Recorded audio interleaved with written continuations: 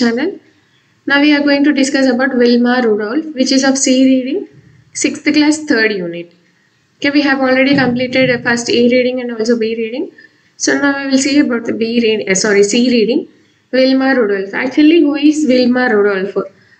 Okay, Wilma Rudolph ఎవరు actually. So ఆమె story మనకి ఇక్కడ టెక్స్ట్ బుక్లో ఎందుకు ఇచ్చినారు అది మనం చూద్దాం ఇప్పుడు. Wilma Rudolph was born in a poor family in Tennessee. At the age of 4, she had pneumonia with scarlet fever, which left her paralyzed with polio. Okay, Wilma Rudolf అనే ఆమె ఒక చాలా పూర్ ఫ్యామిలీలో ఎక్కడ పుట్టింది అంటే టెన్నీసీ అనే విలేజ్ ఆర్ ఏదో సిటీ అక్కడ పుట్టింది. At the age of 4, so ఆమె 4 years ఉన్నప్పుడు she had pneumonia with scarlet fever, which left her paralyzed with polio. So ఆమెకి 4 years ఉన్నప్పుడు ఆమెకి ప్యూమోనియా అనేది వచ్చిందనమాట, ఫీవర్లో. ఓకే, ఫీవర్గా ఉన్నప్పుడు ఆమెకి ప్యూమోనియా అనేది వచ్చింది. సో దానివల్ల ఆమె ఏమైంది అంటే ప్యారలైజ్డ్. సో ఆమె కాళ్ళు చేతులు పని చేయకుండా అయిపోయినాయి. దానికి రీజన్ ఏంటిది అంటే polio. Okay, she had to wear a brace and the doctor said she would never put her foot on earth. So ఆమెకి చాలా హెవీ ఫీవర్ ఉండి ఆమెకి ప్యారలైజ్డ్ అటాక్ అయిందనమాట. దాంతో పోలియో కూడా వచ్చింది. She had to wear a brace and the doctor said she would never put her foot on the earth. So అప్పుడు ఆమెకి పక్షవాతం ఏదైతే అటాక్ అయిందో అప్పుడు డాక్టర్స్ ఏమని చెప్పినారు అంటే ఆమె బెల్ట్ అనేది వేసుకోవాలి కాళ్ళకి, అండ్ ఇంకా ఆమె కాళ్ళు ఎప్పుడు భూమి పైన పెట్టొద్దు, అంటే ఇంకా ఆమె నడవకూడదు అని డాక్టర్స్ చెప్పారు.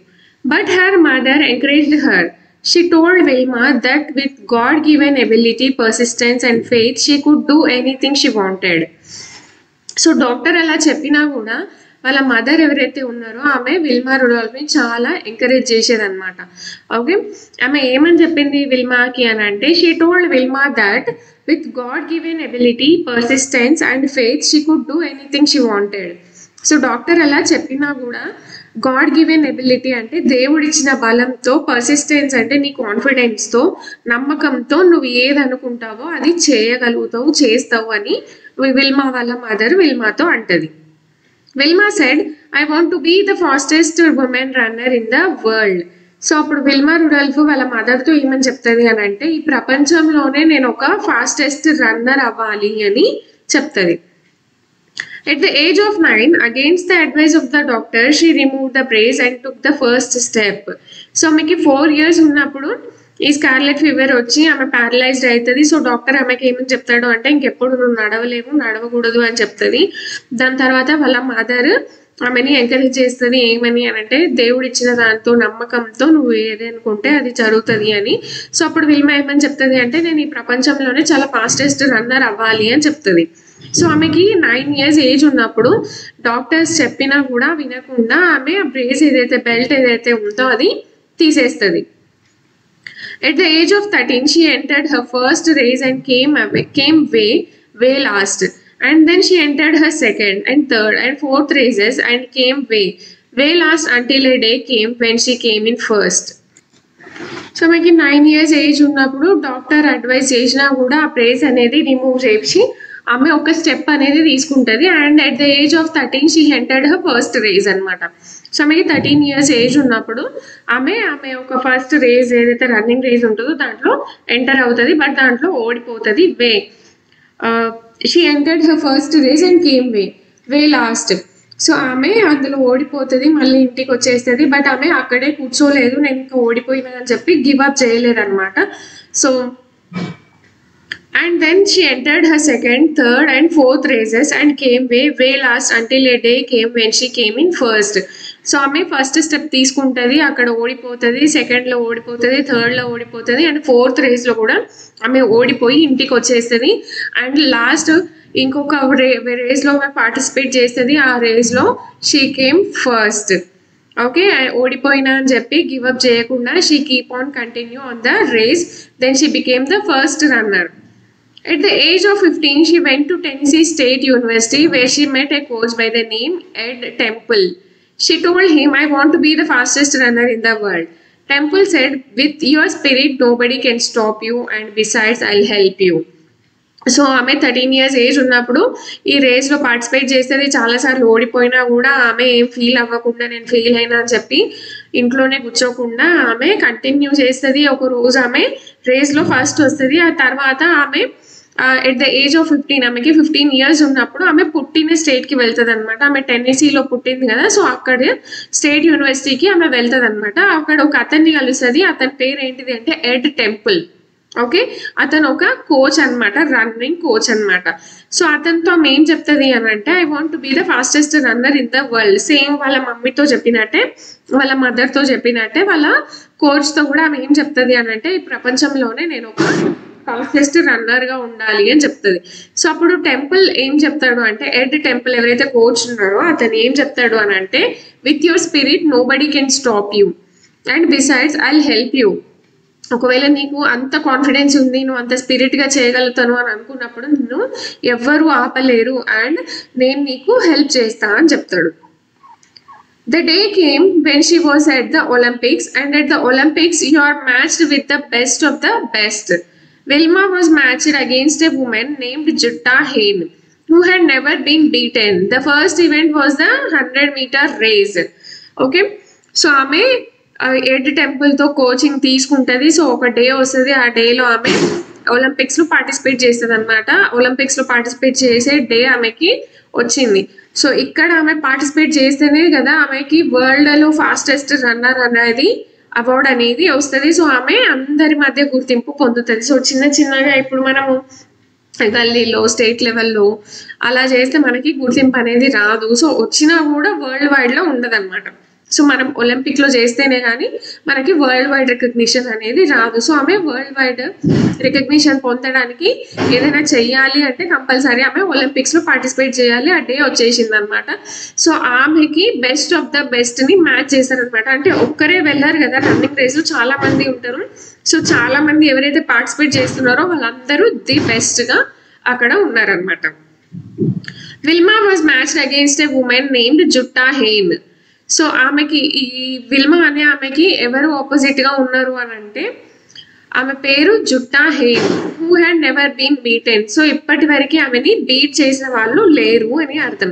ఓకే, బీట్ చేసిన వాళ్ళు లేరు అని అంటే ఆమెనే ఇప్పటి వరకు fastest runner in the world అనమాట. సో ఇప్పుడు మన విల్మా రుడాల్ఫ్ గెలిస్తే ఆమె ఓడిపోయినట్టు. ఇప్పటి వరకు ఆమెకి ఓటమి అనేది తెలియదు.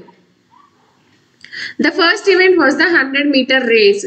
సో ఇప్పుడు రేస్ స్టార్ట్ అయింది. సో ఫస్ట్ ఈవెంట్ ఏంటిది అంటే 100 meter అనమాట. 100 meter వాళ్ళు రన్నింగ్ చేయాలి. Wilma beat Jutta Heine and won her first gold medal. Yes, so ఇక్కడ ఇప్పటి వరకు ఆమెకి ఓటమి అనేది తెలియదు అనమాట జుట్టా హెయిన్కి. బట్ ఈ 100 meter రేస్లో మన విల్మా రుడాల్ఫ్ ఆమెని ఓడించి గోల్డ్ మెడల్ తీసుకుంటుంది. The second event was the 200-meter race and Vilma beat Jutta a second time and won her second gold medal. Okay, 100-meter race లో విల్మా ఆమెని ఓడించి గోల్డ్ మెడల్ తీసుకుంటుంది. And second event వచ్చేసి 200-meter race అనమాట. So ఇక్కడ కూడా Wilma ఆమెని ఓడించి సెకండ్ గోల్డ్ మెడల్ కూడా తీసుకుంటుంది. The third event was the 400-meter relay and she was racing against Jutta one more time. Okay, so ఈ థర్డ్ ఈవెంట్ ఏదైతే ఉందో అది 400 meters అనమాట. ఫస్ట్ 100, సెకండ్ది 200 meters. సో దాంట్లో రెండిట్లో విల్మా జుట్టా హెయిన్ని ఓడించి రెండిట్లో గోల్డ్ మెడల్స్ తీసుకుంటుంది. అండ్ థర్డ్ ఈవెంట్ వచ్చేసి 400 meters అనమాట. ఓకే, ఈ 400 metersలో relay and she was racing against Jutta one more time. So ఇక్కడ కూడా ఆమెకి మ్యాచ్ ఎవరు అంటే జుట్టా అనమాట. సో ఆల్రెడీ 2 ఈవెంట్స్లో జుట్టా హెయిన్ని ఓడించి మన విల్మా రుడాల్ఫ్ 2 గోల్డ్ మెడల్స్ అనేవి విన్ అవుతుంది అనమాట. అండ్ థర్డ్ ఈవెంట్ వచ్చేసి 400 meterకి రిలే అంటే ఇక్కడ రేస్ అని అర్థం. Okay, and she was racing against జుట్టా హెయిన్ one more time. So 2 events, first event and second ఈవెంట్లో జుట్టా హెయిన్ ఆమెకి విల్మా రుడాల్ఫ్కి అగేన్స్ట్గా ఉండే. అండ్ థర్డ్ టైం కూడా మన విల్మా రుడాల్ఫ్కి అగేన్స్ట్గా ఎవరు ఉన్నారు అంటే the fastest runner up to that time, that is Jutta Hain. Okay, in the relay ante in the race the fastest person always runs the last lap and they both anchored their teams. Actually running రేస్లో ఇప్పుడు 100 meter 200 meter ఉంటే ఒక్కరు మాత్రమే పరిగెత్తుతారు. But ఇది 400 meters కదా. So ఇక్కడ వీళ్ళకి three members ఉంటారనమాట. ఇప్పుడు విల్మా రుడాల్ఫ్కి ఇంకా 2 persons ఎక్స్ట్రా అండ్ జుట్టా హెన్కి 2 persons ఎక్స్ట్రా ఉంటారు.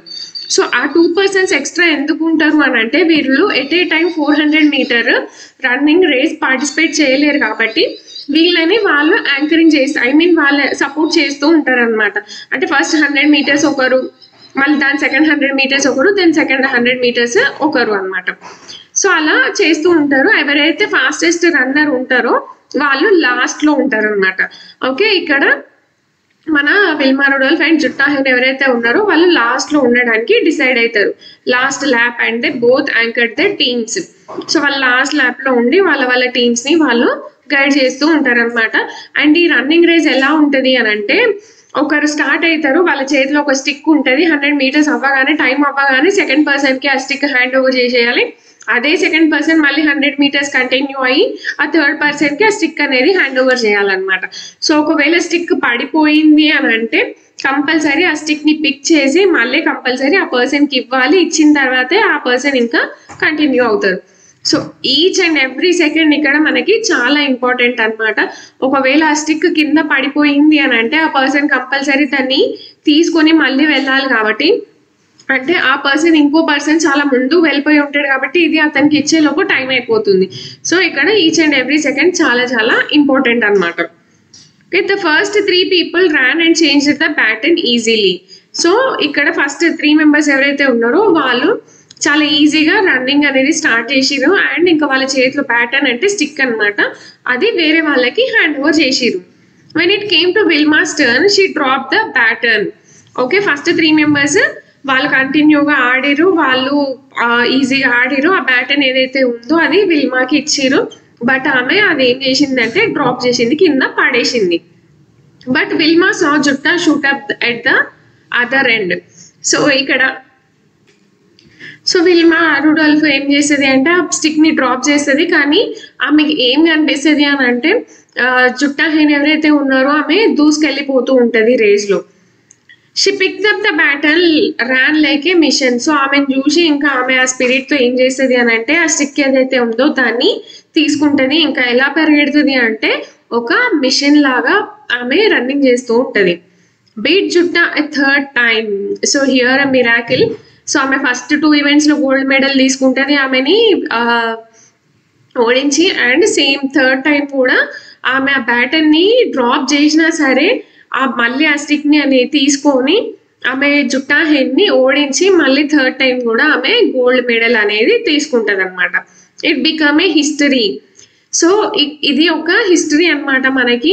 అందుకని ఇక్కడ మనకి బుక్స్లో ఈ లెసన్ అనేది ఇచ్చారు. That A paralytic women became the fastest women in this earth at the 1960 Olympics. So ఈ ఒలింపిక్స్ అనేవి ఎప్పుడు జరిగినాయి అంటే ఇన్ ద ఇయర్ 1960లో.